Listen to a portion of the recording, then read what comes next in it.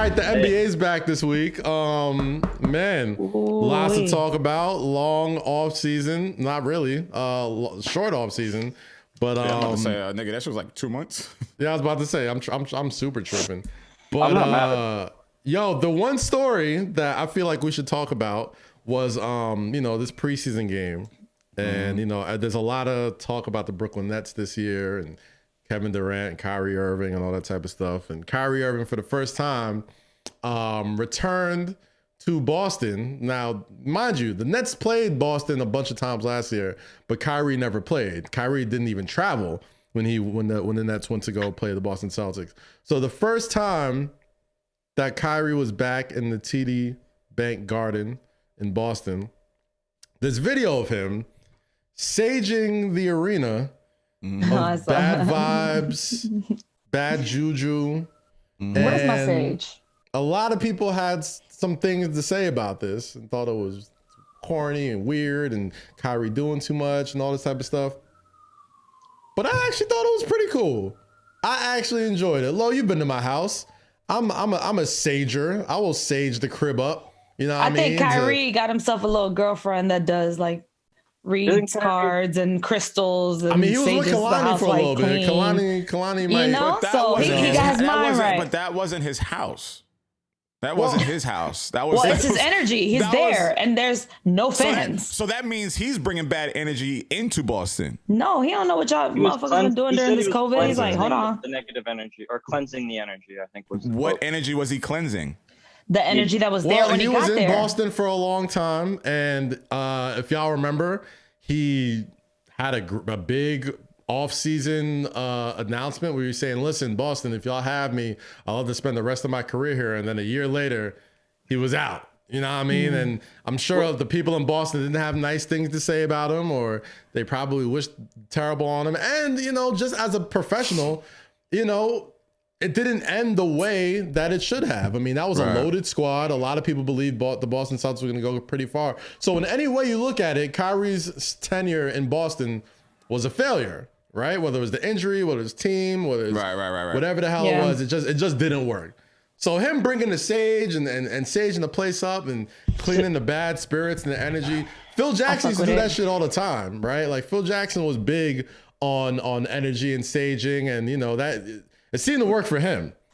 So I just think He said he plans to do it before. Kyrie looks like a person that holds no accountability for the bullshit he brung to a situation. Wow. All right, so explain that to me, because I have thoughts. A lot of Kyrie. people feel that way. So I'm not the only one that felt. And a lot of people think how you think, but I want to hear what your thoughts are. No, it just seems like he's always trying to play the victim in this situation. It seems like it's always him on the defense of trying to defend himself and trying to make himself look like, it wasn't me, it was them, and I bring in the sage and I want to get all the bad energy. But it's just like, did you hold yourself accountable for the shit that you said or shit that you did or things that you were, articulating in the media? Did you come up and say like, yo, you know what, I was bugging this day, or maybe I shouldn't have said that, or maybe I should have had a conversation one-on-one with somebody? Like, did you take any accountability with anything that was going on? We don't know what he did.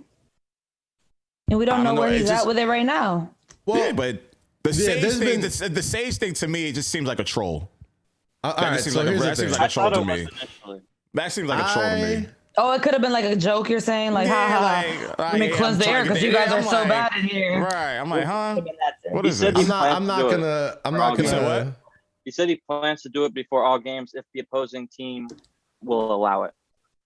That's what he said. Like, so that's his new thing. Yeah, his little stage phase. That's it. So if anybody's seen like Kyrie on Instagram lately, like you gotta stay in the media. You gotta stay in the like he will be in his sitting, cross legs and lighting sage, lighting incense, zenning out and stuff like that. He's very into discovering his inner peace and all that type of stuff, right? Which third act. Listen, that's fine. Yeah, that's whoever's fine. journey that they're going on, I get that. Of course. But one thing that bothers me about the Kyrie thing, though, is a lot of folks seem to really like judge him for that, right? Like, there's so many things that we want our athletes to be, right? We want our athletes to be thoughtful, give, honest answers, and, be more than basketball and think of all this other stuff. Nobody has been more about more than basketball. I mean, there's definitely plenty of people, LeBron being one of them.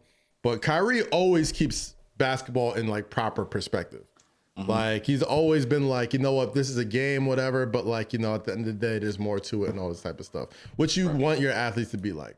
On top of that, he always speaks his mind. Like he'll even if you don't really agree with him, he said what he said about LeBron, not or first time having somebody clutch to shoot with, and like LeBron took that away, and you know there was a time where he was talking about he won't be distracted by pawns, talking about the NBA season and not doing media. Do you like that quote, Jake?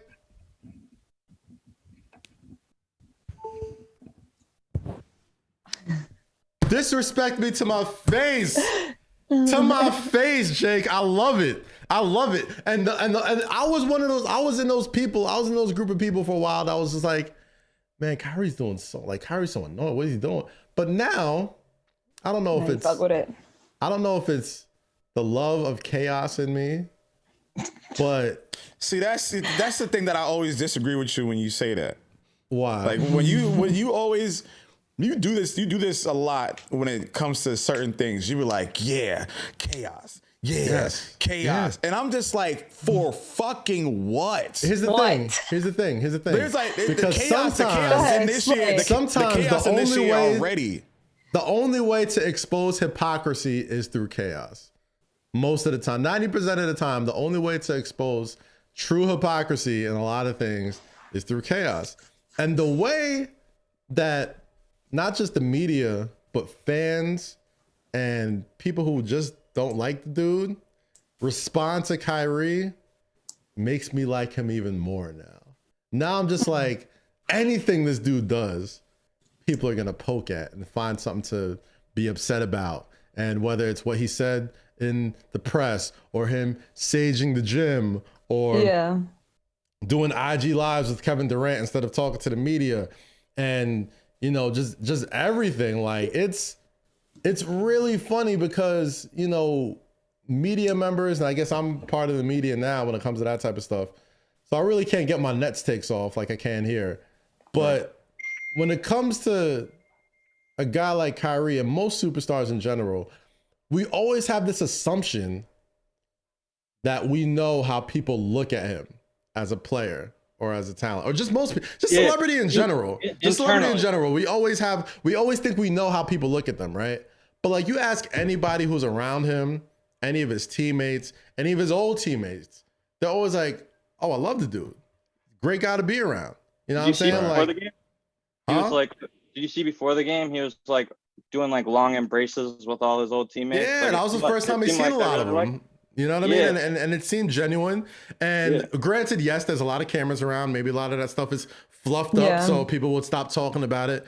But at the end of the day, there's always this big wall of what's really going on between players, media, and like the real shit. Like there's players here, there's media here, and there's this little sliver in between of what really goes on with these people. And which 90% of the time we never will have complete full intel on. So it's almost like you picking a side. And that's the thing, and that's what makes it funny to me, and that's why I love exposing the hypocrisy, and that's why I love chaos, because when we try to, we're like, oh no, not like that. You know what I mean? What do you mean? All right, so Kyrie, the LeBron quote, right? Right. Said what he said with KD on KD's podcast, and you know, initially it was, well, you know, I can't believe he would say that. He played with LeBron James, whatever, and like yada, yada, yada. And I can understand why people can feel a way about that. But we can't continue to punish athletes for speaking their mind and speaking their truth and feeling how they feel, whether it be right or wrong. That's what we want. And that's why certain athletes turn the pull away, because they give you something, and for the next 3-4 months, that's all they're hearing about. So like a lot of times I'm like, okay, I can understand. Like even when he put out that statement saying like, you know, I'm going to talk to the media for certain times, whatever. I don't want to be distracted by I feel him. And I felt that. I mean, pay your fine, obviously, like do what you got to do, because, you know, you signed a contract in your contract, like you're legally obligated to do all these media sessions, whatever. So if you're not going to do that, and if you're down to pay 20 racks every time you don't do it, cool. But Right. I'm kind of off the train of starting to judge certain athletes and players because of however they carry themselves or things they say, because of how we perceive them.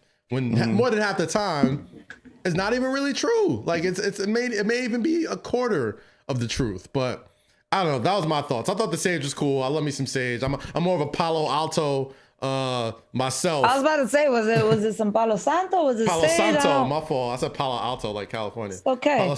But I wanted to know what it was, but I think it was Sage. No, it was real Sage. Like he had the just- bowl and shit. He was. I don't know. I just Sage think, smells funky though. I get it. Kyrie is, taking the narrative in his own hands, but something just smells funky about But why it. can't maybe he's just going through a journey? Yo, listen. Everybody goes through their own journeys. And This is the thing. If y'all gonna do this shit, if you're gonna do your Sages and you're gonna do your podcast, you're gonna do your Zoom calls and put it out there and this, that, and the third, don't get upset when people meet you with resistance or meet you with opinion. Right. Like if you're gonna do it, understand that it's gonna get met. It's gonna get met with something. And I'm not saying they're wrong. I'm not saying, these niggas are acting now and they're trying to just get attention. But if you're gonna go to these extremes and doing all these things, understand I'm going to come back with an opinion. You're doing it for that reason. If you wanted to do shit by yourself and keep shit personal, you wouldn't be doing no podcast. You wouldn't be having no Sage in the empty arena knowing that there's cameras around. You wouldn't be doing none of this shit. You would do it on your own terms where you don't have to be criticized. But if he really wanted to Sage that arena, there's no other time to do it. I understand that, and that's fine. Or he could have someone else do it for him. It's not the same. All right, and that's cool, and I get It's it. not the same, yeah. I know, and I get it. same. All I'm saying is, don't be surprised when you're met with resistance on your actions. That's it. I'm not saying you're right or you're wrong. I'm not saying, but he might not be surprised. He might not give a fuck. No, I'm talking about the conversations. It. I'm talking about the conversations people have. I'm not talking about him specifically. Like people be I'm like, just saying, when he does stuff real and he does. I'm just saying, all right, cool. He made a move or he did this. All right, here's my opinion on it. And I'm not calling him right or wrong. I'm like, maybe I'd have done it differently, but I'm not in his shoes. But a lot of the things that we comment on, we're not in these niggas' shoes. From the court action, from how they deal with their mistresses, or how they deal with their finances. I'd have did this and I'd have did that. Like, nigga, you ain't that took a left. No, I'm just saying, but it's an overall perspective. We have a comment about every little thing, but we'll say, man, me worth $20 million, I wouldn't have went to Magic City during the pandemic, like that type of dumb shit. Yes, you would have. Pop people, my name is Kaz. This is Lowkey right here. And if you enjoy watching that from the Say Less with Kaz and Lowkey podcast, you can check out more videos right here or wherever Eddin puts these screens at. But enjoy it. Subscribe to youtube.com/Kazeem and enjoy. And come back for more. Please. We're right here.